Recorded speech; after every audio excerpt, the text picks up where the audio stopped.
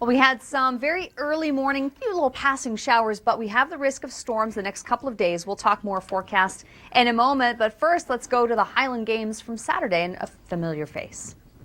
It's a beautiful day here in Georgetown. We've got sunshine, we've got a light breeze, absolutely perfect conditions for the 38th annual Georgetown Highland Games. We've got hundreds and thousands of people up here right now, and it's just a perfect day for the bands, the pipes, Highland dancers are everywhere, and it's just an absolutely lovely day here in Georgetown. The 78th Fraser Band, they'll be a highlighting band here. Many of the police force bands are here as well, and it's absolutely perfect conditions on a beautiful sunny day. What was that? I'm just kidding. Thank you very much, Tom. Love to head out to Georgetown. And let's take a look at our conditions across southern Ontario today. Again, we have had a few little dribs and drabs of showers, and it's possible that we may still see a few throughout this afternoon. There's also the risk of thunderstorms, not only across southern Ontario, but up toward the northeast as well. So it's a widespread risk, but we will not be seeing storms everywhere.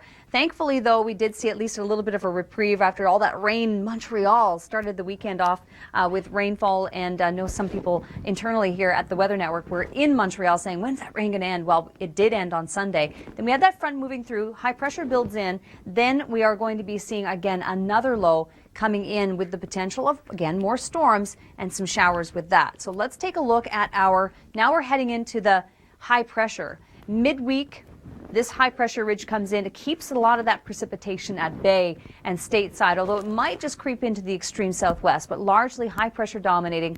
And then Atlantic Canada is dealing with the unsettled weather as the low pressure system moves through. We've had some cold temperatures are cooler than average in the east, so thankfully we're going to be warming things up. Speaking of heat, we do have humidex readings in the low 30s.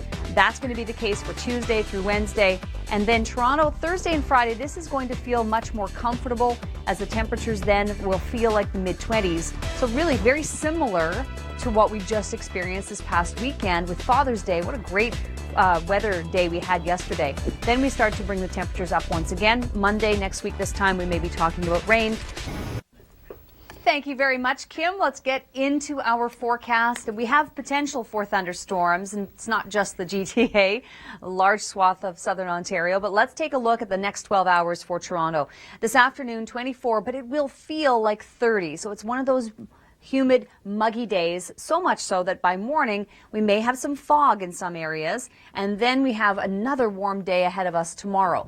Now we're jumping ahead to the midweek, so this is a look ahead as high pressure builds in across the Great Lakes Basin. For the most part, it's keeping all of this precipitation at bay. You can see from the U.S. It's trying to get in here, but it's just not able to do so. So what does that mean for our 7-day outlook in Toronto? Well, we have the risk of storms today and through tomorrow. Humid, muggy. We cut that humidity down a little bit more so Thursday and Friday, especially 22, but bright skies, which is similar to the weekend we've just had. And then back into next week, we may have some rainfall coming back in again.